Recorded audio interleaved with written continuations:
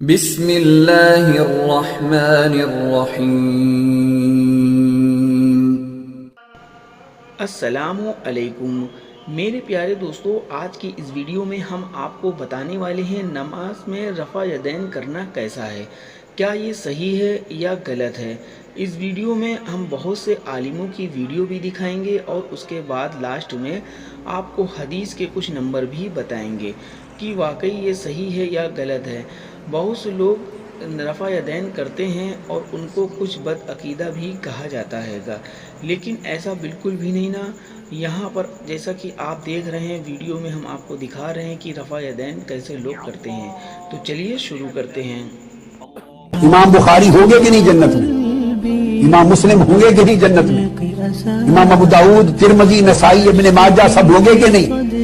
ارے نیچے آ جائیں، حضور غوث العظم میرے اور آپ کے اور کل دنیا کے شیخ عبد القادر جیلانی ہوں گے کہ نہیں جنت میں؟ یہ سب رفع یدین کرتے تھے۔ امام شافعی اور امام اعظم ابو حنیفہ علیہ الرحمہ فقہ میں اختلاف رکھتے تھے۔ امام شافعی رفع الیدین کے قائل تھے، امام اعظم حنیفہ کہتے تھے کہ رفع الیدین منسوخ ہو گیا ہے اور حضور علیہ السلام کا آخری عمر کا عمل ناسخ ہے پہلی عمر کے عمل کا، تو لہٰذا یہ درست نہیں ہے۔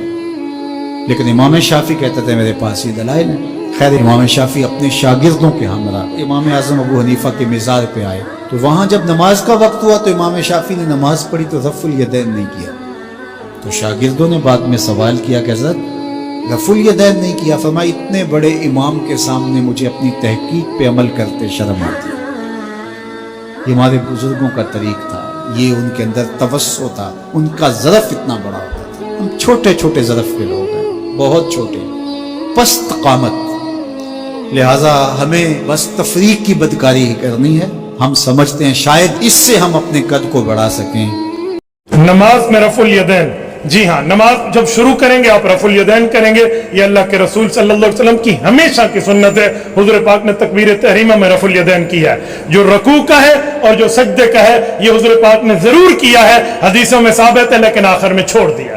حضرت عبداللہ بن مسعود کی صحیح حدیث ہے، سنن نسائی ہے، جلد نمبر 2 ہے، باب التسلیم ہے، میرا حوالہ نوٹ کر لیجئے، جس میں اللہ کے رسول صلی اللہ علیہ وسلم کی حدیث حضرت عبداللہ بن مسعود نے سنائی، فرمایا الا اصلی بکم صلاۃ رسول اللہ، آؤ میں صحابہ تمہیں اللہ کے رسول والی نماز حدیث سے پڑھ کے دکھاؤں۔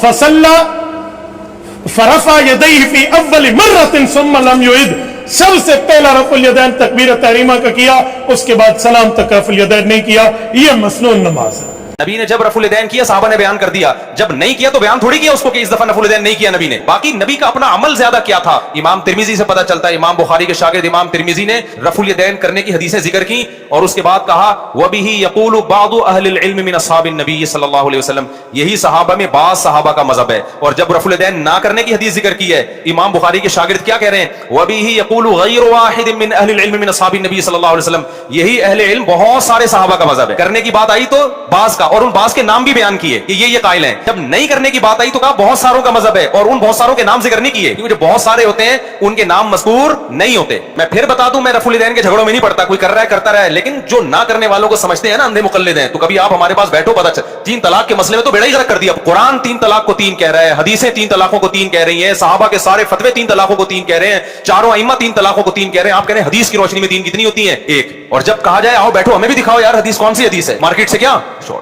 صرف ایک رفع الیدین پر اتنا پوچھ لیں کہ یہ سنت ہے یا واجب ہے یا نماز کا رکن ہے۔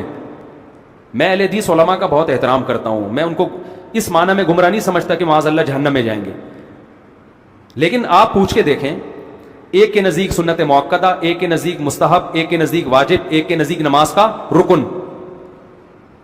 ایک اہل حدیث ہے یہاں میرے پیچھے نماز نہیں پڑھتے، حالانکہ میرا بڑا احترام کرتے ہیں۔ میں نے کہا بھائی کیوں نماز نہیں پڑھتے؟ کہہ رہے ہیں آپ رفع الیدین نہیں کرتے۔ میں نے کہا تو رفع الیدین کرنا فرض ہے؟ کہہ رہے جب نبی نے فرمایا، صحیح حدیث ہے، صلو کما رأیتمونی اصلی، ایسے نماز پڑھو جیسے میں پڑھتا ہوں، تو وہ نماز ایسے ہی پڑھنی پڑے گی تو ہوگی جیسے، اور نبی نے آپ نہیں کر رہے تو آپ کی نماز نہیں ہو رہی تو میری کیسے ہوگی؟ وہ میرے پیچھے نماز کو حرام سمجھتے ہیں۔ میں نے کہا وہ دوسرے اہل حدیث ہیں، وہ تو پڑھ رہے ہیں میرے پیچھے نماز اور بڑا عزت کرتے ہیں، احترام کرتے ہیں، بلکہ دوسرے اہل حدیثوں کو برا بھلا کہتے ہیں کہ یار کیوں نماز نہیں پڑھتے تم، جماعت کی نماز کس بیس پہ چھوڑ رہے ہو؟ تو جتنے ملیں گے نا آپ کو، ہر ایک کی قرآن و حدیث کی تحقیق دوسرے سے کیا ہوگی۔ یدین کے بارے میں پوچھا ہے کہ کیا حکم شرع ہے۔ رفع یدین کے مطلب سے رفع یدین، دونوں ہاتھوں کو اٹھانا، تو یہ صرف ہمارے فقہ حنفی میں جب تکبیر تحریمہ ہوتی ہے پہلے جو تکبیر لگاتے ہیں اس میں کانوں تک ہاتھ اٹھاتے ہیں، یا دعائے قنوت پڑھنے کے لیے تکبیر لگائی جاتی ہے، یا جو مطلب عیدین کی نمازیں ہیں اس میں تکبیریں ہوتی ہیں تو رفع یدین کرتے ہیں۔ باقی یہ حدیثیں ضرور ثابت ہیں کہ ابتدا میں نبی کریم صلی اللہ علیہ وسلم رفع یدین فرماتے رہے ہیں، یعنی جیسے قیام کے بعد رکوع میں گئے، رکوع سے اٹھے تو پھر آپ نے دونوں ہاتھ اٹھائے، پھر آپ سجدے کے اندر گئے ہیں۔ تو جیسے امام شافعی کے پیروکار ایسا ہی کرتے ہیں، لیکن ہمارے احناف کے نزدیک یہ حدیثیں منسوخ ہو چکی ہیں۔ حضرت عبداللہ بن مسعود رضی اللہ تعالیٰ عنہ یہ اکثر نبی کریم صلی اللہ علیہ وسلم کے آخری عمر مبارکہ کے اعمال اختیار کرتے ہیں، اور ان کی روایات سے ثابت ہے کہ سرکار نے آخری عمر میں رفع یدین کو ترک کر دیا تھا۔ اور امام اعظم ابو حنیفہ رضی اللہ تعالیٰ عنہ فقہی معاملے میں عبداللہ بن مسعود رضی اللہ تعالیٰ عنہ کی حدیثوں پر عامل ہے، لہٰذا ہم رفع یدین نہیں کریں گے۔ لیکن اگر کوئی کرتا ہے رفع یدین تو ٹھیک ہے، آپ اس پہ طنز نہ کریں، وہ اپنی دلیل سے کر رہا ہے، لیکن مسئلہ یہ جو نہیں کر رہا اس کو برا بھلا کہنا۔ رفع یدین زیادہ سے زیادہ سنت کریمہ، یہ کوئی فرض واجب نہیں ہے۔ اگر کسی کے نزدیک سنت ہے ابھی تک وہ کر رہا ہے تو اس کو کرنے دیں، جس کے نزدیک یہ منسوخ ہو چکا ہے وہ فقہا کے قول پر عمل کر رہا ہے، اسے زد و کوب کرنا، اسے برا بھلا کہنا، یہ کوئی جھگڑے کے مسائل نہیں ہونے چاہیے۔ آپ اپنے فقہ پر عمل کریں، دوسرے کو اپنے فقہ پر عمل کرنے دیں۔ اس کے جی ہماری بھی بغیر رفع الیدین کی حدیثیں موجود ہیں، جی موجود ہیں، پورے اہتمام کے ساتھ لکھی ہیں اماموں نے، امام ترمذی نے لکھی اور اللہ کے فضل سے لکھنے سے پہلے ہی ساتھ لکھ دیا۔ ہاں، رفع الیدین والی حدیث 256 نمبر پہ لے کر ساتھ لکھا کہ عبداللہ ابن مبارک جو کہ شاگرد ہیں امام حنیفہ کے، وہ فرماتے ہیں کہ جو رفع الیدین کرتا ہے اس کی حدیث ثابت ہے جو عبداللہ بن عمر سے ہے، اور جو رفع الیدین نہیں کرتا اس کی ابن مسعود والی حدیث ثابت ہی نہیں ہے۔ وہ کراچی کا مفتی کہتا ہے نہیں، وہ انہوں نے سند پہ بحث کی ہے۔ نہ، سند پہ بحث نہیں کی، متن پہ کی ہے، کیٹاگوریکل ڈینائی ہے کہ جو رفع الیدین کرتا ہے اس کی حدیث ثابت ہے، جو نہیں کرتا اس کی ثابت نہیں ہے ابن مسعود کی۔ متن کے اوپر بحث کر دی، اور صرف انہوں نے نہیں، امام ابو داؤد نے بھی ساتھ لکھا وَلَيْسَ بِصَحِيحٍ عَلَى هَذَا الْمَعْنَى، ان معنوں میں یہ حدیث صحیح نہیں ہے۔ اچھا، بعض علماء کہتے ہیں یہ لکھا ہے صحیح نہیں ہے، اس کا یہ مطلب نہیں کہ حسن بھی نہیں ہے، اس کا یہ مطلب نہیں ہے کہ یہ روایت جو ہے ضعیف ہے۔ الیدین نہ کرنے سے نماز ہوتی ہے یا نہیں؟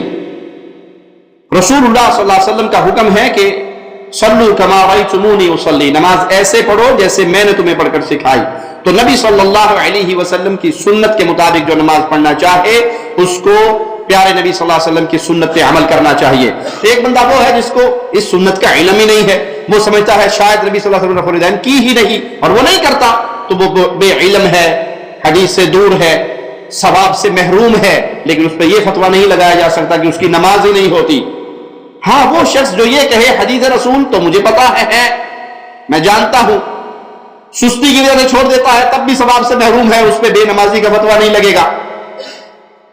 بے علمی کی وجہ سے چھوڑتا ہے یا سستی کی بنا پہ چھوڑتا ہے یا بھول کے چھوڑتا ہے تو ثواب سے محروم ہے، بے نمازی کا فتویٰ یا نماز کے رد ہونے کا فتویٰ نہیں لگے گا۔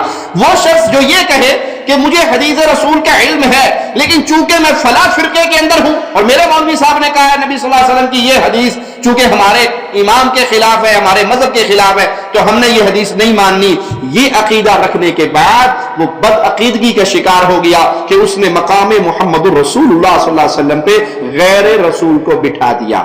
اگر تو پھر منسوخ حرکت تو وہ بھی دے رہے ہیں، حرکت تو ہم بھی دے رہے ہیں، تو مذاق اڑانے والا تھوڑا سوچے۔ کچھ لوگ ہوتے ہیں رفع الیدین منسوخ ہو گیا، ثابت ہی نہیں ہے، آپ صلی اللہ علیہ وسلم نے آخری وقت میں کبھی نہیں کیا، اس طرح سے باتیں کرتے۔ تو میں ان کو بولتا اچھا رفع الیدین منسوخ ہو گیا، تکبیر اولا رفع الیدین ہوگی، رفع کا معنی اٹھانا، دین مطلب ہاتھ، ید مطلب ایک، دین دو ہاتھ، نہیں یہ ہے۔ اچھا 3 رکعت وتر جب پڑھتے آپ تب کیا کرتے ہیں تیسری رکعت میں؟ ہاں وہ ہے۔ عیدین کی نماز میں کتنی زیادہ تکبیر دیتے ہیں آپ؟